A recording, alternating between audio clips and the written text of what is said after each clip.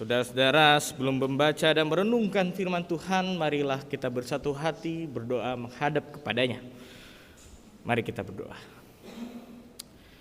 Ya Allah Bapa, Sang Sumber kasih dan sumber pengharapan, inilah kami umat-Mu, inilah kami yang rindu untuk datang ke dalam rumah-Mu, inilah kami yang rindu untuk mendengarkan firman-firman-Mu ya Tuhan.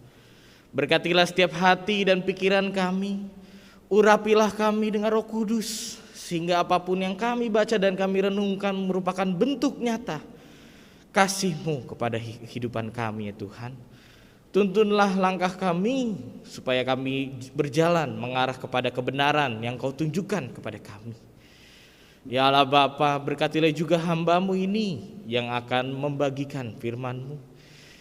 Kiranya Engkau boleh berkata-kata melewati lidah dan mulut hamba-Mu ini ya Tuhan, sehingga firman yang akan hamba-Mu bagikan ini akan menjadi berkat bagi setiap kehidupan kami, agar menjadi tanda bahwa kami ingin terus rindu dan ingin dekat terus kepada-Mu ya Tuhan. Inilah doa kami berdoa dan mengucapkan syukur. Terima kasih ya Tuhan. Amin. Saudara-saudara, firman Tuhan diambil dari Yesaya 62 ayat yang pertama sampai dengan yang kelima. Yesaya 62 ayat pertama sampai dengan yang kelima. Lembaga Alkitab Indonesia memberikan judul Keselamatan Sion akan datang dengan segera. Demikianlah bunyinya. Oleh karena Sion, aku tidak dapat berdiam diri. Dan oleh karena Yerusalem, aku tidak akan tinggal tenang, sampai kebenarannya bersinar seperti cahaya, dan keselamatannya menyala seperti suluh. Maka bangsa-bangsa akan melihat kebenaran-Mu, dan semua raja akan melihat kemuliaan-Mu. Dan orang akan menyebut Engkau dengan nama baru, yang akan ditentukan oleh Tuhan sendiri. Engkau akan menjadi mahkota keagungan di tangan Tuhan, dan serban kerajaan di tangan Allah-Mu. Engkau tidak akan disebut lagi yang ditinggalkan suami, dan negerimu tidak akan disebut lagi yang sunyi, tetapi engkau akan dinamai yang berkenan kepadaku, dan negerimu yang bersuami. Sebab Tuhan telah berkenan kepadamu, dan negerimu akan bersuami. Sebab seperti seorang muda belia menjadi suami seorang anak darah, demikianlah dia yang membangun engkau akan menjadi suamimu. Dan seperti girang hatinya seorang mempelai melihat pengantin perempuan, demikianlah Allahmu akan girang atasmu. Saudara, demikianlah pembacaan Alkitab. Berbahagialah mereka yang membaca dan merenungkan serta melakukan firman Tuhan di dalam kehidupannya sehari-hari. Haleluya. Haleluya. Haleluya.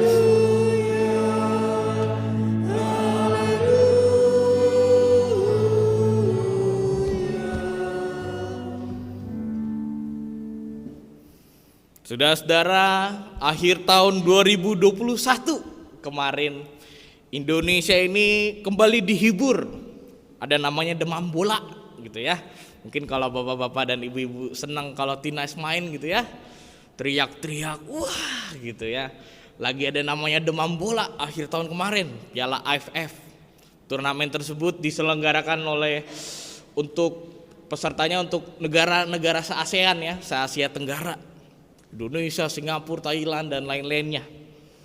Selama pertandingan tersebut, Indonesia bisa dibilang telah memberikan yang terbaik, sehingga bisa dibilang bahwa penampilan timnas Indonesia di bawah arahannya Sintayong ya. Kalau yang suka bola nih ngerti banget nih, Sintayong itu pelatih yang legendaris. Dia pernah dulu membawa Korea Selatan mengalahkan Jerman. Wah, Indonesia mendapat kesempatan untuk dapat dilatih oleh Sintayong gitu ya.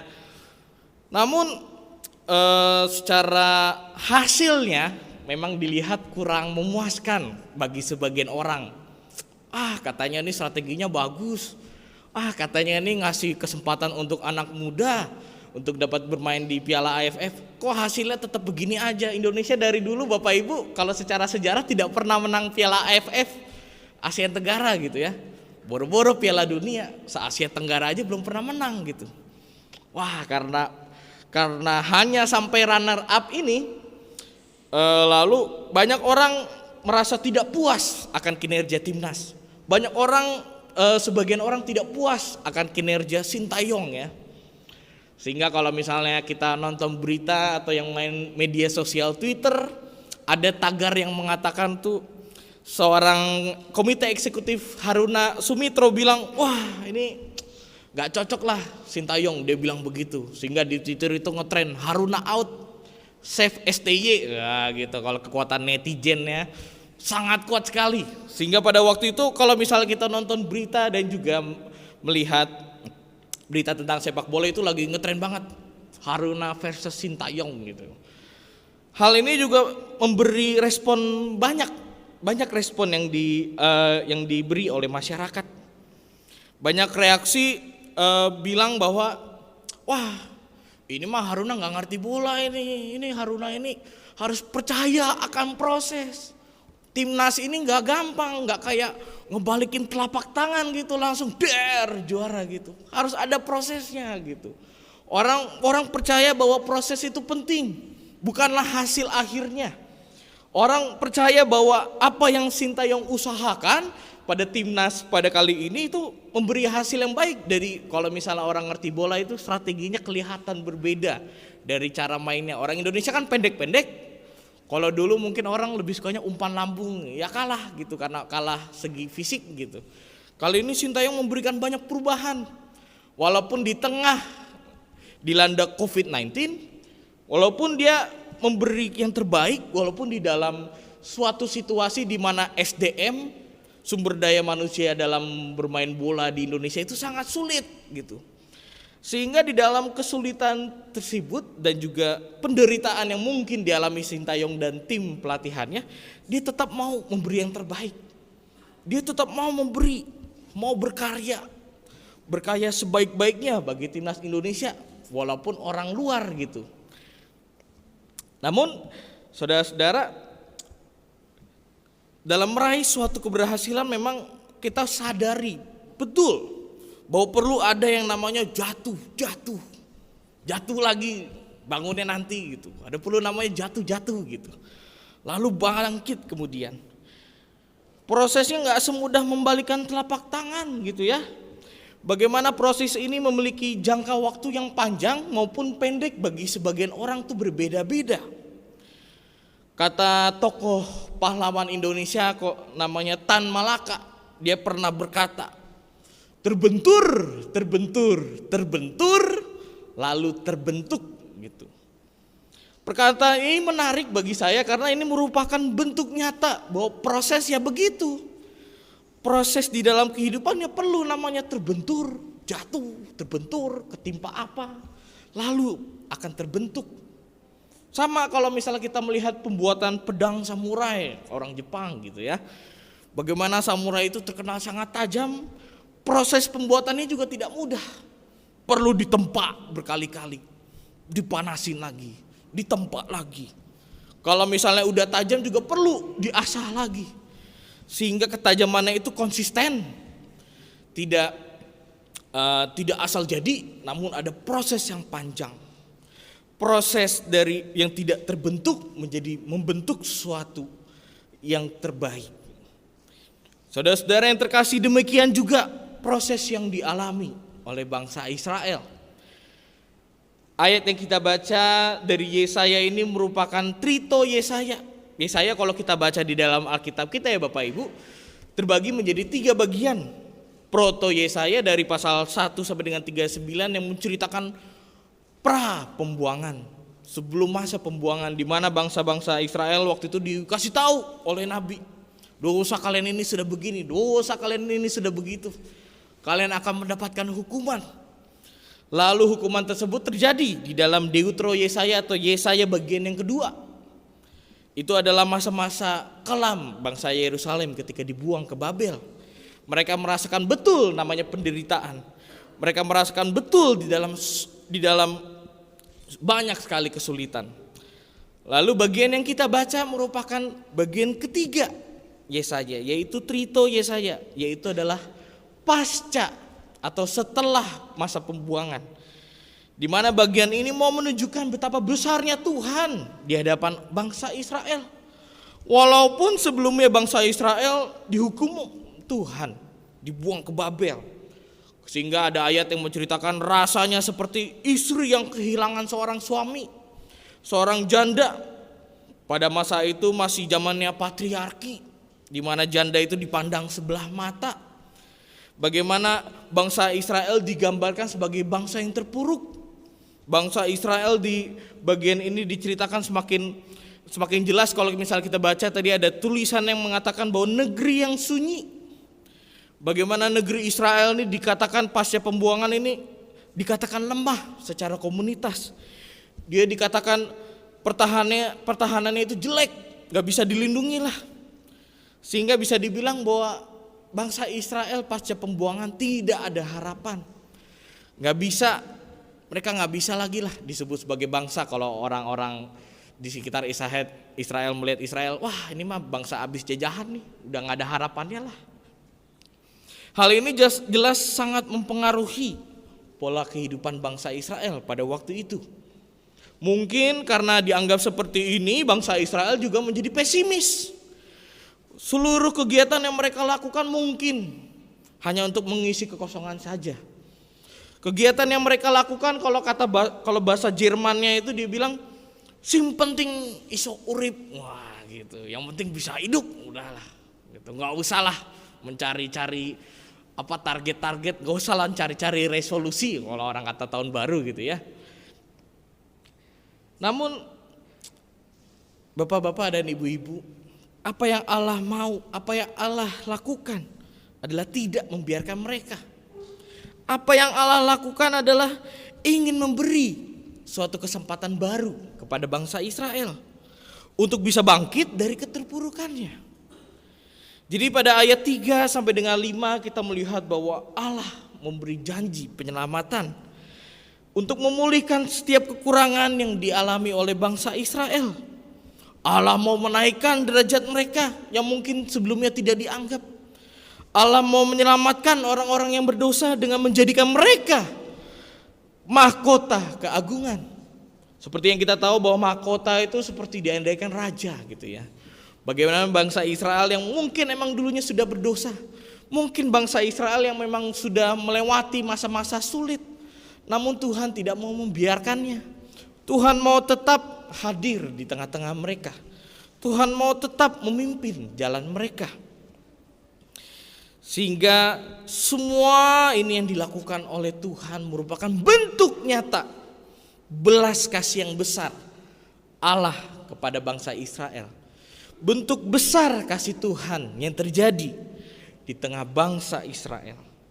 Sehingga hal itu juga dapat dinyatakan oleh peristiwa Natal yang sudah kita rayakan hampir sebulan yang lalu. Bagaimana Yesus hadir merupakan bentuk kasih Tuhan. Bentuk kasih Tuhan yang besar untuk menyelamatkan dosa-dosa manusia. Saudara-saudara yang terkasih di dalam nama Tuhan, masih dalam suasana baru tahun 2022, kita masih berjalan melewati bulan Januari ini, masih panjang sekali perjalanan tahun 2022 dan selanjutnya. Sebagai umat Tuhan kita harus selalu terus berpengharapan. Karena pengharapan merupakan bekal yang lebih dari cukup untuk kita, yang diberikan oleh Tuhan kepada hidup kita. Pengharapan juga bisa dibilang sebagai suatu anugerah yang dapat kita gapai, yang dapat kita aplikasikan di dalam setiap kehidupan kita. Karena pepatah bilang life must go on. Kehidupan tuh harus terus berjalan. Karena kehidupan tuh gak bisa mundur. Jadi kita gak bisa namanya menyesali masa lalu. Kita gak bisa dan juga gak boleh seharusnya untuk terus melihat kepada masa lalu dan menyesalinya. Yang ada lama-lama kita akan terpenjara oleh pikiran kita sendiri. namanya nggak move on gitu ya. Sehingga kita juga nggak bisa mencontoh bangsa Israel yang mungkin nggak bisa move on akan peristiwa pembuangan dari Babel. Bangsa Israel yang nggak bisa move on akan luka-luka batinnya terhadap Tuhan, mungkin ya kecewa gitu juga bisa. Namun kehidupan itu harus terus maju, sehingga modal yang kita punya dalam kehidupan ini adalah terus berpengharapan di dalam Tuhan.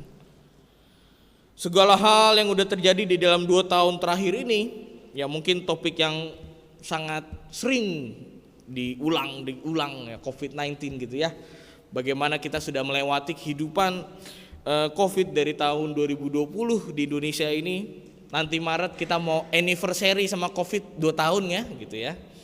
Saya masih ingat betul Maret awal itu udah mulai masuk di Bogor gitu. Saya waktu itu ada tugas khotbah ke Bogor. Wah, ini mau anniversary nih Maret gitu ya.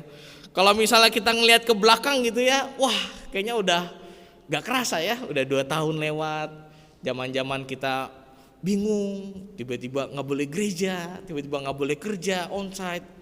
Kita berkenalan dengan namanya teknologi Zoom, kita berkenalan dengan namanya ibadah online gitu ya. Banyak sekali perubahan, banyak sekali kalau misalnya kata Tan Malaka kita bilang terbentur gitu ya, jatuh dan akhirnya kita terbentuklah sedemikian rupa.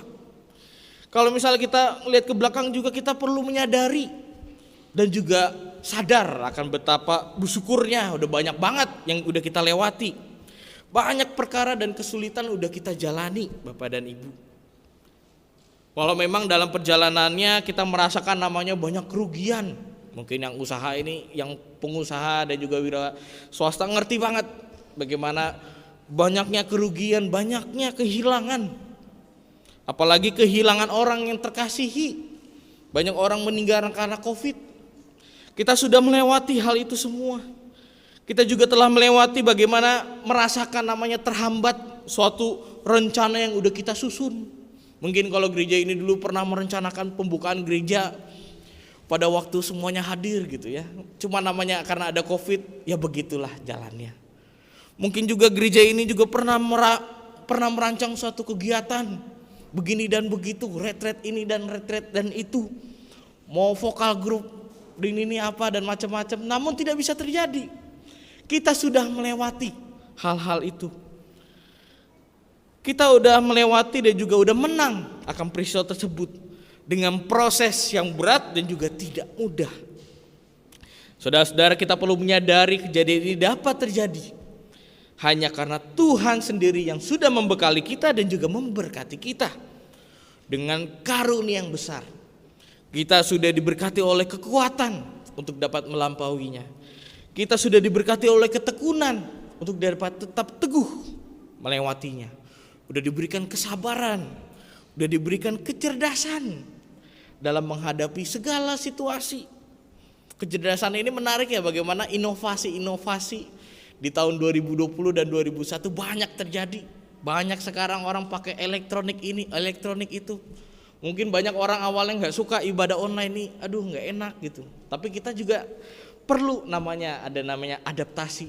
Begitulah bagaimana manusia harus beradaptasi dengan segala situasi.